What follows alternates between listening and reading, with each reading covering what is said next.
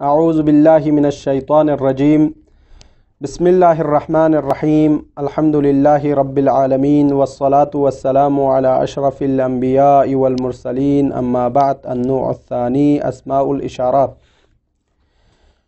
ما وضع لیدل علی مشار الیہ وہی خمسۃ الفاظ لستۃ معان الی آخرہ۔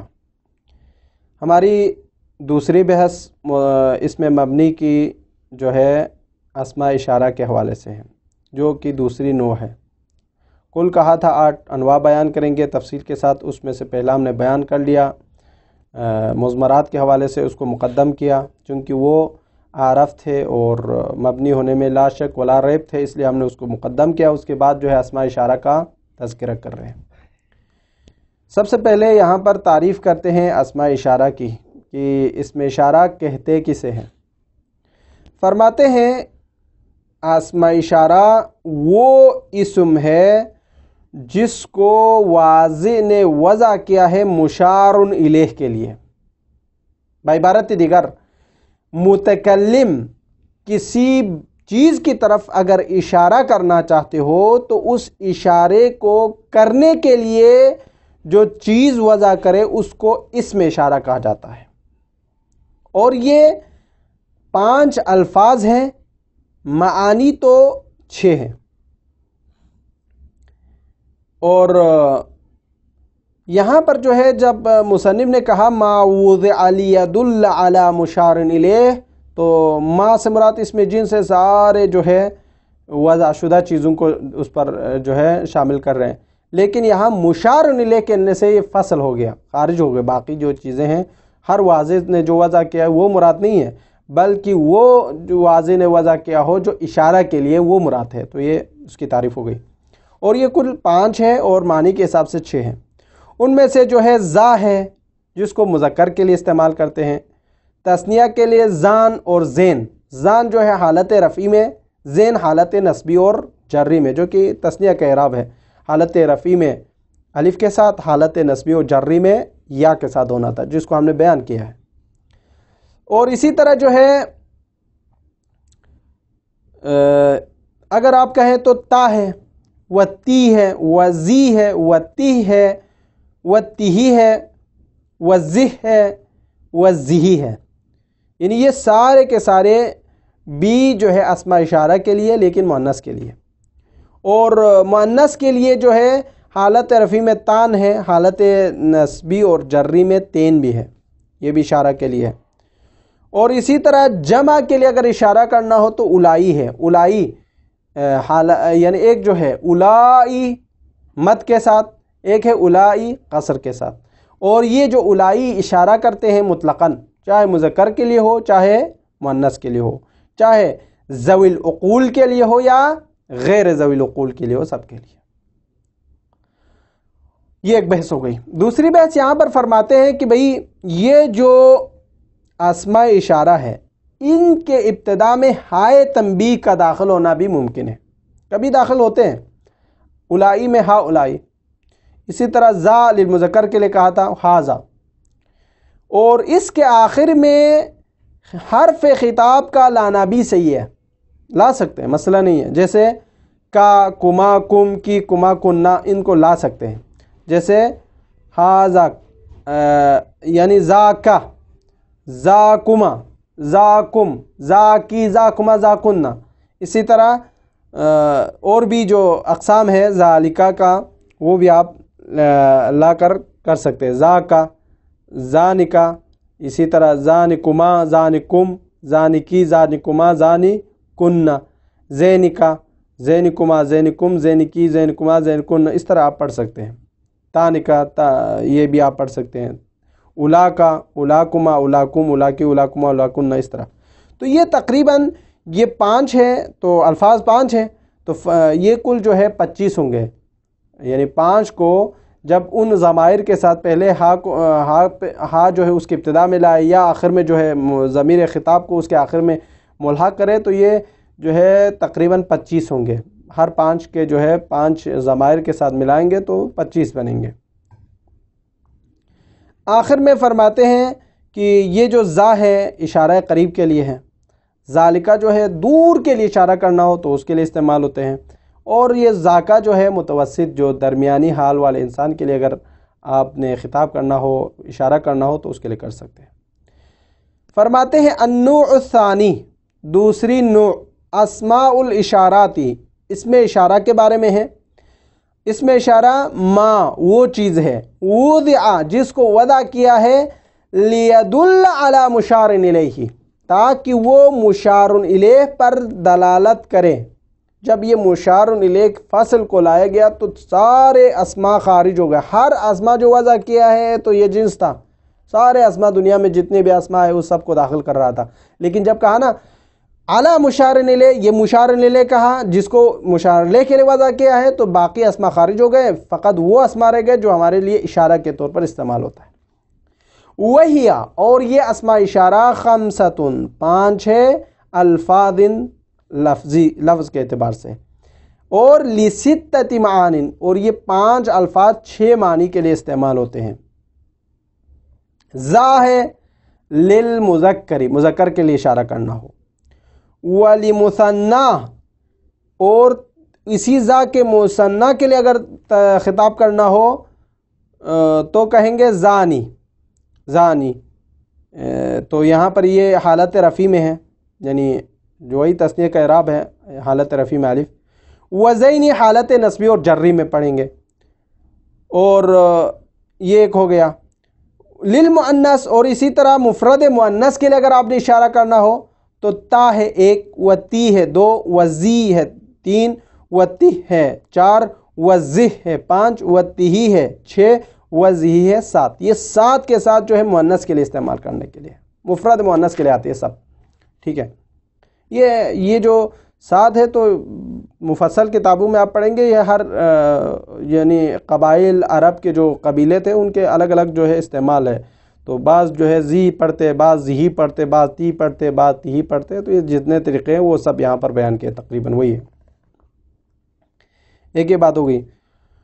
وَلِمُثَنَّى، اور اسی طرح زا کے لیے زانی اور زینی تھا، حالت رفع میں الف کے ساتھ، حالت نصبی و جری میں یا کے ساتھ، لیکن تا کے لیے اگر آپ تثنیہ بنانا چاہتے ہیں حالت رفع کے لیے تو تانی، حالت نصبی و جری کے لیے ہو تو تینی۔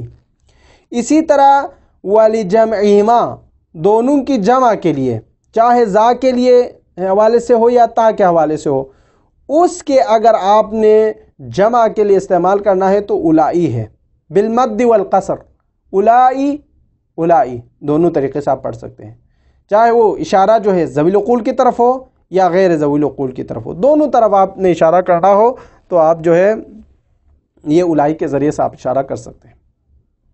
یہ ایک بات ہوگی ختم۔ فرماتے ہیں وَقَدْ تَدْخُلَ بِأَوَائِلِهَا هَاءُ التَّنْبِیہ، کبھی انہی 5 الفاظ کی ابتدا میں، اسماء اشارہ کی ابتدا میں ہائے تنبیہ کا داخل ہونا بھی جائز ہے، داخل ہوتے ہیں، کہذا وہؤلائی، ذا تھا ہاذا ہو گیا، اولائی تھا ہا اولائی ہو گیا، اور اسی طرح وَيَتَّصِلُ، یعنی وَقَدْ يَتَّصِلُ بِأَوَاخِرِهَا، یعنی اواخر الحروف الخمسہ من الاسماء الاشارہ، حرف الخطاب، حرف خطاب بھی اس کے ساتھ متصل ہو سکتے ہیں، وہیا، اور یہ 5 الفاظ، یعنی مخاطب جو 5 الفاظ ہیں، نہیں مخاطب وہی مخاطب 5 الفاظ ہے، تو اس کے ساتھ جو ہے ان ضمائر کو، ان اسماء اشارہ کو اس کے ساتھ متصل کر سکتے ہیں، وہی 5 الفاظ، وہ حروف خطاب جو ہے 5 ہے، جیسے کا ہے مفرد مذکر کے لیے، مخاطب کے لیے، کما ہے تثنیہ کے لیے، کم جمع کے لیے، کی مفرد مؤنث کے لیے، کما مفرد تثنیہ مذکر اور تثنیہ مؤنث کے لیے، اور کننا جمع مؤنث کے لیے۔ فذالک، یہ 5 25 25 ہوں گے، الحاصل، یہ کیسے ہوں گے 25 25 کیسے بنیں گے؟ فرماتے الحاصل من ضرب 5 فی 5، 5 کو 5 پہ ضرب لگائے، 5 5 25، تو یہ 5 ضمیر خطاب ہے، حرف خطاب ہے، اس کو ہر جو 5 الفاظ تھے اسماء اشارہ کے اس کے ساتھ ضرب کریں گے تو 25 بنے گا۔ وہی وہ کیا ہے؟ ذا کا الا ذا کننا، ذا کے لیے پڑھیں ذا کا ذاکما ذاکم ذاکی ذاکما ذاکننا. اسی طرح وذانک الا ذانکننا، ذانک ذانکما ذانکم ذانکی ذانکما ذانکننا. اسی طرح جو ہے باقیوں کو آپ پڑھتے جائیں. وکذل بواقی تانک تانکما، اسی طرح اولئک اولئکما، اس طریقے سے آپ پڑھتے جائیں.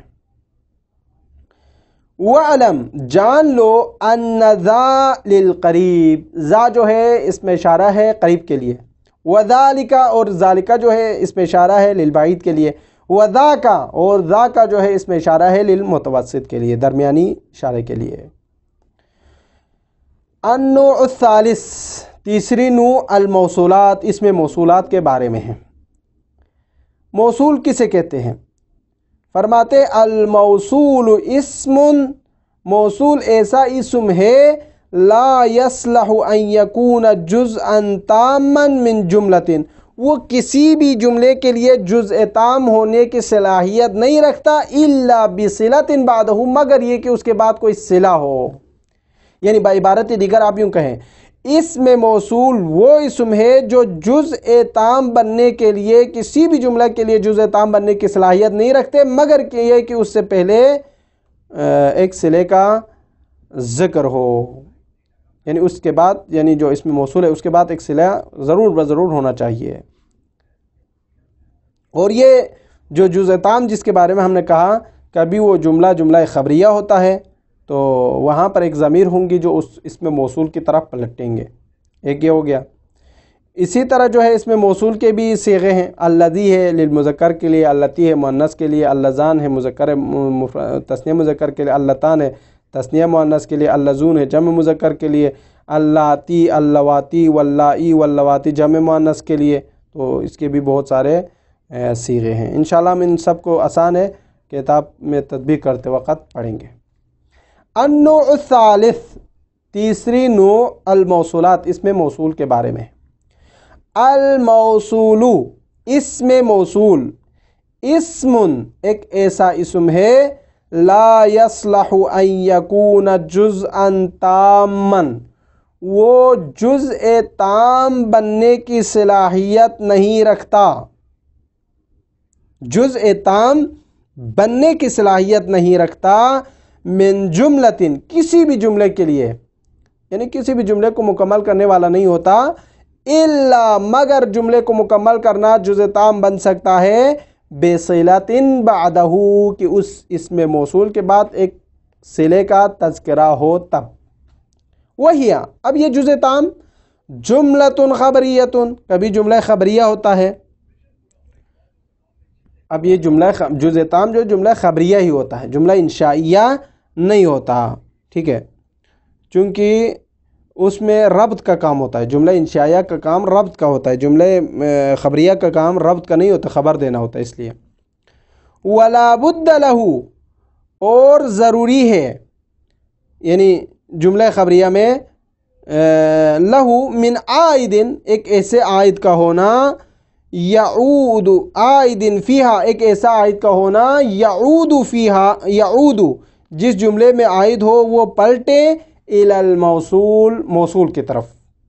مثالہ الذی فی قولنا، اس کی مثال ہماری باتوں میں موجود ہے، جیسے جاءنی الذی ابوہ فاضل، میرے پاس آیا وہ بندہ آیا جس کا باپ فاضل تھا. ایک او قام ابوہ یا جس کا باپ کھڑا تھا.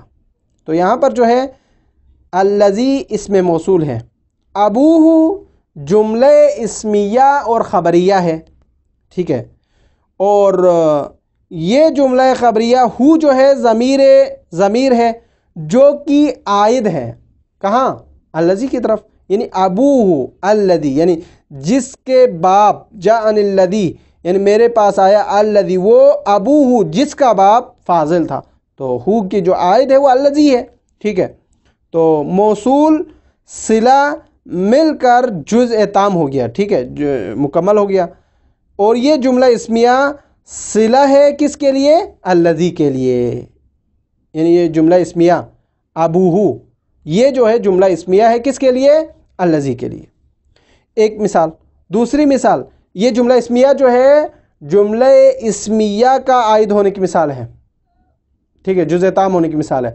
لیکن جملہ فعلیہ بھی کیا جزء تام بن سکتا ہے؟ فرماتے جی او قام ابوہ، قام جملہ فعلیہ اور فعل ہے، خبر دے رہے ہیں، ابوہ، ابو جو ہے اس کے اندر جو ہو ہے یہ عائد ہے کس کی طرف؟ اب کی طرف، یعنی الذی ابوہ، او قام الذی ابوہ، اصل میں یہ تھا، تو یہ الذی اوپر بیان ہوا ہے، یہ ہو کی ضمیر ابو کے اندر جو ہو ہے وہ اسی کی طرف پلٹ رہا ہے، تو وہ بھی جملہ جو ہے موصول صلہ بن کر جو ہے اسی الذی کے لیے عائد بن رہا ہے، ٹھیک ہے؟ تو یہ جملہ خبریہ چاہے جملہ اسمیہ کی شکل میں ہو یا فعلیہ کی شکل میں ہو، وہ الذی کے لیے صلہ واقع ہو رہا ہے۔ بات ختم ہو گئی۔ آگے فرماتے ہیں الذی، یعنی اس میں موصول میں سے الذی ہے، للمذکری، الذی مذکر کے لیے آتے ہیں، واللتی، اور اللتی ہے للمؤنث، مؤنث کے لیے آتے ہیں، واللذانی، تثنیہ مذکر کے لیے حالت رفع میں، واللذینی، حالت نصبی و جری میں مذکر کے لیے، واللتانی، حالت رفع میں مؤنث کے لیے، تثنیہ مؤنث کے لیے، واللتانی، واللتینی، حالت نصبی و جری میں تثنیہ مؤنث کے لیے، لمثناہما، یہ تثنیہ کے لیے سب، یعنی اللذانی واللذین واللتانی واللتین، یہ سب تثنیہ کے لیے ہے، بالالف فی حالت الرفع، حالت رفعی میں الف کے ساتھ، وبالیا، حالت یا کے ساتھ، فی حالتی النصب والجر، حالت نصب اور جر میں، یہ ختم ہو گئی، ٹھیک ہے؟ وَأُولَائی، اولائی، والذین، اور یہ الذین، لجمع المذکر، الذین اور اولا جو ہے جمع مذکر کے لیے آتے ہیں، اولائی الذین، وہ لوگ، یعنی اولائی کا معنی یہ ہے، تو یہ جمع مذکر کے لیے استعمال ہوتا ہے۔ واللاتی، ایک، واللواتی، دو، واللائی، تین، واللوائی، چار، یہ چار جو ہے لجمع المؤنث، جمع مؤنث کے لیے استعمال ہوتے ہیں، ٹھیک؟ یہاں بات ختم ہو گئی۔ اسی طرح جو ہے وما ہے، یہ بھی اس میں موصول ہے، ماء موصولہ، اور یہ جو ماء موصولہ ہے غیر عاقل کے لیے آتے ہیں، یعنی اکثر غیر عاقل کے لیے آتے ہیں، کبھی کبھار عاقل کے لیے بھی آتے ہیں۔ ومن، اور اسی طرح من بھی اس میں موصول میں سے ہے، اور یہ ذوی العقول کے لیے آتے ہیں، لیکن کبھی کبھار غیر ذوی العقول کے لیے آتے ہیں، یعنی اکثر و بیشتر جو ہے ذوی العقول کے لیے آتے ہیں۔ تو یہ من و ما کے درمیان فرق اگر کوئی بیان کرنا چاہتے ہیں تو کہیں بھئی یہ من جو ہے ذوی العقول کے لیے ہے، ما جو ہے غیر ذوی العقول کے لیے، لیکن قرآنی اصطلاح میں ما غیر ذوی العقول کے لیے تھا، کبھی کبھار ذوی العقول کے لیے بھی استعمال ہوا ہے، اور من ذوی العقول کے لیے تھا، کبھی کبھار غیر ذوی العقول کے لیے بھی استعمال ہوا ہے۔ یہ اغلبیت اور اکثریت کے درمیان مشترک ہے، یہ وجہ اشتراک پایا جاتا ہے، قرآن کے اندر موجود ہے، مثالیں موجود ہیں۔ وَأَيْ، اور اسی طرح حرف ای جو ہے اس میں موصول میں سے ہے۔ وَأَيَّ، یہ بھی اس میں موصول میں سے ہے۔ وَذُو، اور ذو بھی اس میں موصول میں سے ہے، بِمَعْنَى الَّذِي، ذو کا معنی الذی ہے، فی لغتی بنی طی، بنی طی کے لغت کے نزدیک، بنی طی قبیلہ ہے ان کے نزدیک، ذو بمعنی الذی ہے اور اس میں موصول میں سے، کقولی، جیسے ان کا قول ہے، ان کے شاعر نے کہا ہے اس طرح، فَإِنَّ الْمَاءَ مَاءُ أَبِي وَجَدِّي، یہ جو پانی ہے نا وہ ہمارے باپ داداؤں کا ہے، وَبِئْرِ ذُو حَفَرْتُ، اور یہ جو کنواں ہے اس کو ہم نے کھودا ہے، وَذُو طَوَيْتُ، اور اس کو بند ہم نے باندھے ہیں، ٹھیک ہے؟ یہ کہنا چاہتے ہیں بند باندھنا، یعنی طویت۔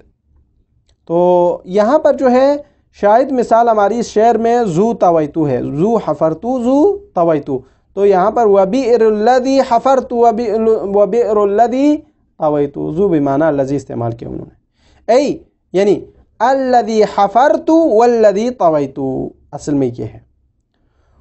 وَالْأَلِفُ وَاللَّامُ بِمَعْنَى الَّذِي، اور اسی طرح الف لام بھی معنی الذی میں استعمال ہوتا ہے، اور وَصِلَتُهُ، اور اس کا جو صلہ ہوگا، الف لام جو اس میں موصول کے لیے آتے ہیں، اس کا جو صلہ ہوگا اسم الفاعل او المفعول، یا اس میں فاعل ہوتے ہیں اس کا صلہ، یا اس میں مفعول ہوتے ہیں، جیسے ابھی مثال آ رہے ہیں نحو الضارب زید، یعنی الضارب زید، الذی ضارب زید، جس نے زید پر مارا، اے الذی ضرب زید، اے یعنی وہ شخص جس نے زید پر مارا ہے، تو الذی جو ہے اس میں موصول ہے، ضارب جو ہے اس میں فاعل ہے، اس کا صلہ بن رہا ہے۔ اسی طرح والمضروب عمر، یعنی امر پر مارا گیا ہے، والمضروب جس پر مارا گیا ہے وہ کون ہے؟ امر ہے، ای الذی ضرب امر، الذی یعنی یہاں پر بھی اس میں مفعول جو ہے الف لام کے ساتھ آیا ہے، یہ اس میں موصول، ضرب امرن جو ہے امرن اس کے لیے صلہ واقع ہو رہا ہے، ہاں مضروب اس کے لیے صلہ واقع ہو رہا ہے، ٹھیک ہے۔ تو یعنی الف لام جب اس میں موصول کی صورت میں آ جائے، الذی کے معنی میں آ جائے، تو کبھی فاعل اس کے لیے صلہ بنتا ہے، کبھی مفعول اس کے لیے صلہ بنتا ہے، ان دونوں کی مثالیں بھی ختم ہوئی۔ وَيَجُوزُ اسی طرح جائز ہے کیا؟ حذف العائد من اللفظ، اس میں موصول میں عائد کا یعنی جو ضمیر پلٹنے والی اپنے ماں باپ کی طرف، اس ضمیر کا پلٹنے والی جو ضمیر ہے اس کا حذف کرنا جائز ہے، ان کان مفعولا، کب؟ جب وہ مفعول واقع ہو رہا ہو، ٹھیک ہے۔ نحو قام الذی ضربت، قام الذی ضربت ای الذی ضربتہ، الذی اس نے ضربتہ اس کو مارا ہے، ضربتہ، تو یہاں پر اب یوں کہیں گے قام الذی ضربت میں قام الذی ضربتہ ہے، یہاں ہو کو عائد تھا جو کہ حذف کیا گیا ہے چونکہ وہ مفعول واقع ہو رہا تھا، یعنی مفعول عائد حذف کرنا جائز ہے اس میں موصول میں جب وہ مفعول واقع ہو، تو یہاں وہ عائد کو حذف کیا ہے جو کہ مفعول واقع ہوا ہے۔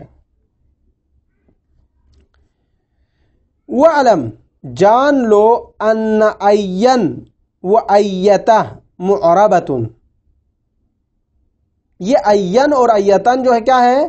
معرب ہے، مبنی نہیں ہے، اس میں مبنی میں سے نہیں ہے، لیکن یہ این اور ایتن مبنی ہوں گے الا اذا حذف صدر صلتها، جب ان کے صدر صلہ کو حذف کرے تب جا کے یہ مبنی بن سکتا ہے۔ یہ یہاں پر یہ بات ذہن میں رکھیں، ایا اور ایتن جو ہے معرب میں سے ہیں، لیکن اگر اس کے صدر صلے کو حذف کرے تب مبنی ہوں گے، اصل جس کا معرب ہونا ہے۔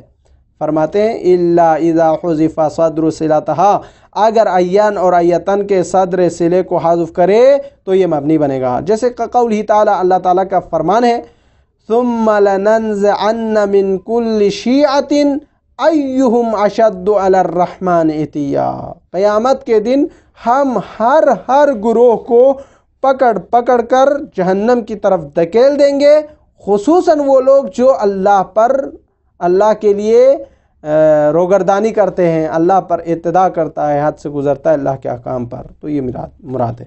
تو یہاں پر جو ہے ای ہوا اشد ہے، تو یہاں پر ثم لننزعن من كل شیعة ایہم اشد علی الرحمن عتیا، ای ہوا اشد علی الرحمن عتیا تھا، تو یہاں ہوا کو جو کہ صدر صلہ تھا اس کو حذف کیا ہے، اس کے حذف کرنے کی وجہ سے ہی یہاں پر ایو جو ہے موصول جو ہے مبنی واقع ہوا ہے، اس میں مبنی میں سے، اگر آپ یہاں ہوا کو حذف نہ کرتے تو یہ معرب میں سے تھا، مبنی میں سے نہیں ہوتے تھے۔ یہ بات ختم ہو گئی اس میں موصول کے حوالے سے۔ چوتھی نوع جو ہے النوع الرابع اسماء الافعال، اسماء افعال کے بارے میں ہیں۔ اسماء افعال سے مراد کون سے اسماء مراد ہیں؟ یعنی اس کے بعد جو اسماء افعال ہے وہ اصوات آ رہے ہیں، تو اصوات کو مؤخر کیا ہے اسماء افعال پر، اس لیے مقدم کیا ہے چونکہ اسماء افعال جو ہے جو مبنی ہونے کے حوالے سے قوی ہے اصوات کی بنا پر، اصوات جو ہے مبنی ہے تو قول قوی نہیں ہے، قوت اس کے اندر موجود نہیں، اس لیے اس کو تاخیر کیا ہے، جتنی قوت اس اسماء افعال کے مبنی ہونے میں تھے اس لیے وہ اس کو مقدم کیا ہے، یہ بات ذہن میں رکھیں چونکہ کبھی کبھار سوال ہوتا ہے اس پر۔ ایک بات یہ ہے، دوسرا فرماتے ہیں کہ ہر وہ اسم جو معنی امر دے رہا ہو یا معنی ماضی ہو تو وہ جو ہے اسماء افعال میں سے، ظاہراً دیکھنے میں ہمیں وہ ماضی لگ رہا ہے لیکن اس کا جو معنی ہے وہ امر کا ہے، اس کو کہتے ہیں اسماء الافعال۔ یہ جو ہے کبھی ثلاثی میں ہوتے ہیں، کبھی رباعی میں ہوتے ہیں، کبھی کچھ طریقے سے ہوتے ہیں، اس کو ہم انشاءاللہ پڑھیں گے، بہت آسان ہے، تو تفصیل سے ہم عبارت میں پڑھیں گے، آسان ہے انشاءاللہ۔ النوع الرابع چوتھی نوع اسماء الافعال ہے۔ اسم مبنی میں سے کل اسم ہر وہ اسم بمعنی الامر جو امر کا معنی دیتا ہو، والماضی اور ہر وہ اسم جو معنی ماضی میں ہو، جیسے کہ رویدہ زیدن ای امہلہ، رویدہ زیدن ای امہلہ، رویدہ زیدن کا معنی ہے یعنی اس کو مہلت دو، زید کو مہلت دو، تو یہاں امہلہ رویدہ کا معنی ہوا ہے، رویدہ یعنی امہلہ بمعنی امر ہے، یہاں امہل یعنی فعل امر ہے، مہلت دے دو تو یہ امر ہو گیا، تو یہ اس میں اسماء افعال میں سے اور یہ مبنی میں سے ہے، مبنی علی السکون۔ اسی طرح وہ ہیہات ہے، ہیہات زید ای بعدا یعنی زید مجھ سے دور ہو گیا، تو امہلہ یہ یہاں پر جو ہے فعل امر ہے، رویدہ ماضی، اسی طرح جو ہے بمعنی ماضی بھی آیا ہے، جیسے بعدا فعل ماضی ہے لیکن اس کا جو معنی ہے وہ امر ہے یعنی ہیہات، ٹھیک ہے، تو یہ بھی اسم مبنی میں سے ہے۔ وَإِن كَانَ عَلَى وَزْنِ فَعَالِ بِمَعنى الْأَمْرِ، اسی طرح جو ہے کبھی کبھار یہ جو اسماء افعال ہے فعالی کے وزن پر ہوتا ہے، تب بھی وہ اس میں مبنی میں سے شمار ہوگا جو کہ امر کا معنی ہے۔ وَهُوَ مِنَ الثُّلَاثِيِّ قِيَاسِيٌّ، وہ اس میں ثلاثی کے قیاسی بنتے ہیں، جیسے کہ نزالی، نزالی کا معنی ہے بمعنی انزل ہے، نزالی یہ رباعی بنے گا، اس کے جو صیغہ ہے وہ فعل امر پر نزالی یعنی بمعنی انزل، وہی۔ وہ تراکی، تراکی کا مطلب ہے بمعنی اترک، چھوڑ دو، نزالی انزل یعنی مجھے اتار دو، تو یہ معنی ہے، تو یہ بھی جو ہے اسماء افعال بھی اس میں مبنی میں سے شمار کیا گیا ہے جو کہ فعل امر کا معنی دیتا ہے۔ وَقَدْ يَلْحَقُ بِهِ، یعنی کبھی کبھار اس کے ساتھ یعنی اسماء افعال میں سے اس کے ساتھ ملحق کیا جاتا ہے فعالی، یعنی فعالی کے ساتھ مصدراً معرفتاً، مصدر معرفہ کو بھی اس کے ساتھ ملایا جاتا ہے، کا فجاری بمعنی الفجور، الفجور فجاری کا ہے، فجاری کا جو مصدر ہے وہ الفجور ہے، تو مصدر معرفہ ہے تو اس لیے اس کو بھی وہاں پر اس کے ساتھ ملحق کیا ہے، یعنی الفجور کو بھی اس میں مبنی کے ساتھ ملحق کیا گیا ہے، ٹھیک ہے۔ وَقَدْ يَلْحَقُ بِهِ فعالی، کبھی کبھار فعالی کے ساتھ ملحق کیا جاتا ہے مصدراً معرفتاً، اس حال میں کہ وہ مصدر معرفہ ہو، کا فجاری بمعنی الفجور، فجار جو ہے اس میں مبنی میں سے چونکہ معنی فجور دیتا ہے، معنی معرفہ۔ او صفۃ للمؤنث، یا صفت ہے کسی مؤنث کے لیے، مؤنث عورت کے لیے، نحو یا فساقی، فساقی یعنی بمعنی فاسقہ، ایک فاسق عورت کو کہا جاتا ہے، فاسقہ عورت اس کو کہا جاتا ہے فساقی۔ اسی طرح وہ یا لکائی، ایک کمینی عورت، بری عورت کو کہا جاتا ہے لکائی بمعنی لاکعہ، یہ۔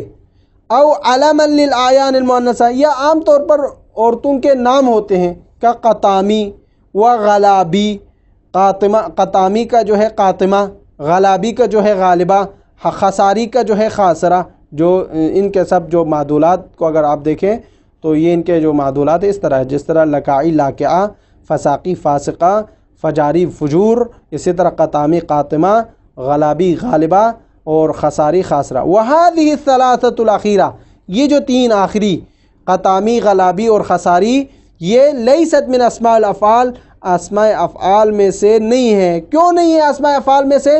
چونکہ اس میں وزن فعل اور عدول پا جاتا ہے، عدول سے مراد وہی قطامی سے قاطمہ ہے، غلابی سے غالبہ ہے، خساری سے خاسرہ ہے، وزن فعل جو ہے وہی فعل کے وزن پر ہے، اس لیے یہ کہتے ہیں کہ اسماء افعال میں سے نہیں ہے۔ جب اسماء افعال میں سے نہیں ہے تو اس میں مبنی بھی نہیں ہوں گے۔ وَإِنَّمَا ذُكِرَتْ هَا هُنَا لِلْمُنَاسَبَةِ، لیکن پھر یہاں پر کیوں ذکر کیا جب ہے ہی نہیں اسماء افعال میں سے؟ تو فرماتے ہیں یہاں پر مناسب تھا ذکر کرنا، تو طرز للباب، ایک مناسبت کو دیکھتے ہوئے ہم نے یہاں پر اس کے بھی ساتھ ذکر کیے ہیں تاکہ تھوڑا سا انتباہ رہے ہیں۔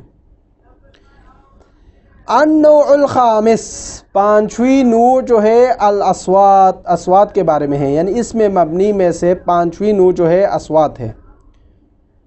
اصوات کسے کہتے ہیں؟ ہر اسم جس کو صوت کے ساتھ حکایت کی جائے، ٹھیک ہے، ہر وہ اسم جس کو حکایت کرے صوت کے ساتھ، آواز کے ساتھ بولا جائے، اس کو اصوات کہا جاتا ہے۔ اسماء اصوات جو ہے ہر وہ اسم جس کو آواز کے ساتھ بولی جائے اس کو اصوات کہا جاتا ہے. جیسے قاق، قاق جو ہے صوت الغراب، کوے کی آواز کو کہا جاتا ہے. اسی طرح بہائم کی آواز، چوپاؤں کی آواز، جیسے نخ، اونٹ کو نیچے بٹھانے کے لیے عربی میں نخ استعمال ہوتا ہے، لِإِنَاخَةِ الْبَعِيرِ. ٹھیک ہے. اسی طرح طاق، یعنی طاق کا مطلب ہوتا ہے کوئی مارے تو اس کی آواز، مارنے کی آواز جسے کہا جاتا ہے. اسی طرح تق، یہ بھی آواز ہے. یہ جو ہے ایک پتھر دوسرے پتھر پر مارا جائے تو تق کی آواز نکلتے ہیں. تو یہ سب تو یہ اصوات ہے، یہ بھی اس میں مبنی میں سے شمار کیا گیا ہے. النوع الخامس، پانچویں نوع، الاصوات، اصوات کے بارے میں ہے. وہ ہوا، یہ اصوات، کل اسم حکی بہ الصوت، ہر وہ اسم ہے جس کو آواز کے ساتھ حکایت کی جائے. کا قاق لصوت الغراب، جیسے قاق جو ہے کوے کی آواز کے لیے ہے. او لصوت، یا وہ صوت یصوت بہ للبہائم، جس کو بہائم کے لیے، چوپاؤں کے لیے نکالا جاتا ہے تاکہ ان سے کوئی کام لے. جیسے کنیخ، نیخ نیخ بولتے کیوں؟ لِإِنَاخَةِ الْبَعِيرِ، یعنی اونٹ کو نیچے بٹھانے کے لیے. وَالطَّاق ہوتے ہیں حکایت الضرب، یعنی مارنے کی جو آواز ہے اس کو حکایت کرنے کے لیے طاق بولتے ہیں. وَالطَّاق بولتے ہیں حکایت وقع الحجارۃ بعضها ببعض، یعنی ایک پتھر دوسرے کے اوپر جب پڑتے ہیں تو طق کی آواز نکلتی ہے، تو اس کے لیے طق بولتے ہیں. النوع السادس، چھٹی نوع، المرکبات، مرکبات کے بارے میں ہے. اب مرکبات کسے کہتے ہیں؟ فرماتے ہیں ہر وہ اسم جس کو دو کلموں سے مرکب کیا گیا ہو، ہر وہ اسم جو دو کلموں سے مرکب کیا گیا ہو اور ان کے درمیان نسبت نہ ہو، چاہے وہ نسبت اضافیہ میں سے ہو یا نسبت اسنادیہ میں سے، وہ نہیں ہونا چاہیے، تو اس کو مرکب کہا جاتا ہے. اس میں مرکب، یہ بھی اسماء، یہ بھی جو ہے اس میں مبنی میں سے ہے. ٹھیک ہے. اب اس کی تفصیل ہم اس میں پڑھیں گے، آسان ہے، کوئی مسئلہ نہیں ہے. وہ ہوا کل اسم، ہر اسم ہے، یہ اسم جنس ہے، پھر سارے اسماء داخل ہو جائیں گے.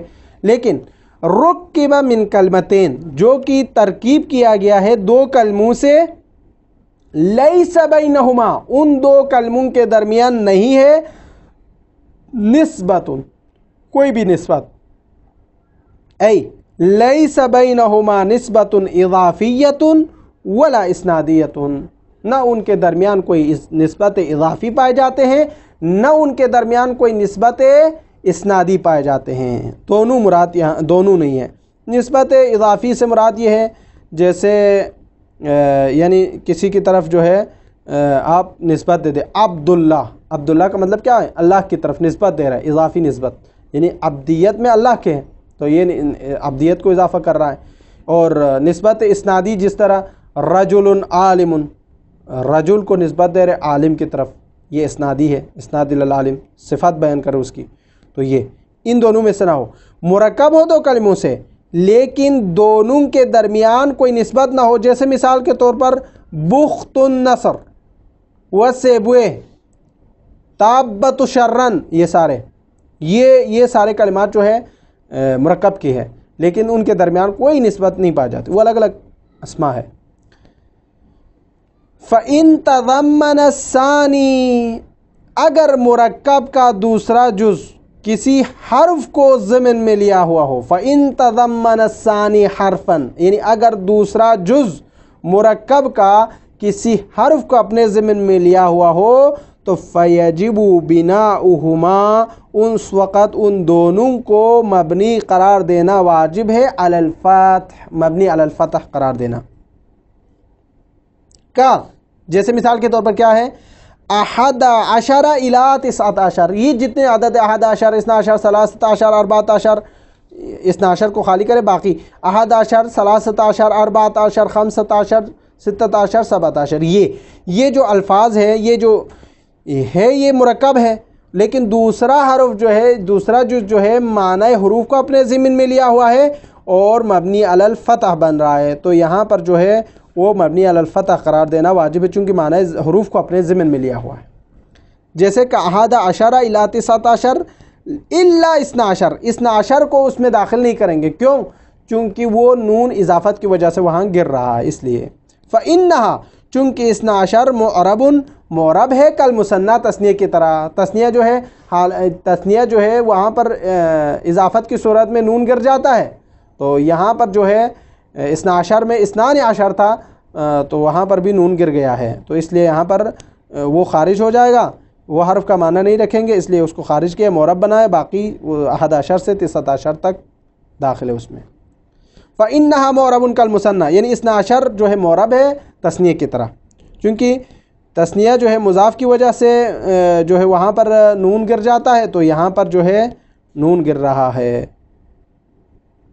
اسی طرح وَإِن لَمْ يَتَضَمَّن، یعنی فَإِن تَضَمَّنَ الثَّانِي حَرْفًا، اگر ثانی حرف کو اپنے ضمن میں لیا ہوا ہو تو یہ بیان کیا، لیکن اگر ثانی مرکب کا جزء ثانی ضمن میں نہ لیا ہوا ہو حرفاً، حرف کو اپنے حرف کے معنی کو اپنے ضمن میں نہ لیا ہوا ہو، فَفِيهَا 3 لغات، تو وہاں پر 3 لغات ہے، 3 قسم کے لغات ہیں جس کو بیان کر رہا ہے، اس میں سے 3 لغات میں سے افصحها، سب سے فصاحت والی جو لغت ہے وہ یہ ہے کہ بناء الاول، پہلے والے جز کو مبنی قرار دے دے، علی الفتح، مبنی علی الفتح، و اعراب الثانی، دوسرے کو معرب قرار دے دے، اعراب غیر منصرف کا، اعراب غیر منصرف، یعنی پہلے والے کو مبنی علی الفتح قرار دے، دوسرے والے کو غیر منصرف کا اعراب قرار دے دے، اس کے لیے معرب قرار دے اور غیر منصرف کا اعراب دے، جیسے کبعل بکہ، ٹھیک ہے،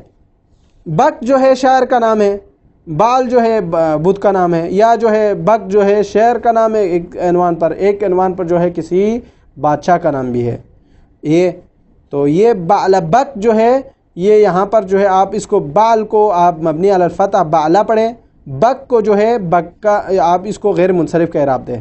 غیر منصرف کا اعراب یہ ہے کہ حالت رفع میں رفع کے ساتھ، حالت نصبی و جری میں فتح کے ساتھ آنا ہے، ٹھیک ہے۔ اور اسی طرح وَمَعْدِي کرب، معدی کرب، یہ بھی جو ہے حالت مبنی الاول معدی کربا، اور دوسرا جو ہے غیر منصرف کا اعراب دے دے۔ تو یہاں پر جو ہے 3 لغات جس کو بیان کیا ہے اس حوالے سے، اس میں سے پہلا جو ہے مضاف مضاف الیہ کا اعراب دے سکتے ہیں اور غیر منصرف، دوسرا جز کو غیر منصرف قرار دے دے، یہ پہلی لغت ہے۔ دوسری لغت یہ ہے کہ یا مثلا آپ یوں کریں کہ جز اول کا اعراب جو ہے حسب العوامل رکھیں، جو عوامل اس پر داخل ہوگا رفع نصب جر وہ رکھیں، اور دوسرے کو ہمیشہ فتحہ رکھیں، یہ دوسرا اعراب ہے۔ تیسرا جو ہے وہی کتاب میں بیان کیا ہے، مثلا مبنی علی الفتح قرار دے دے جز اول کو، اور جز ثانی کو غیر منصرف کا اعراب دے اور معرب قرار دے دیں۔ وصلی اللہ علی محمد و اہل بیتہ الطیبین الطاہرین۔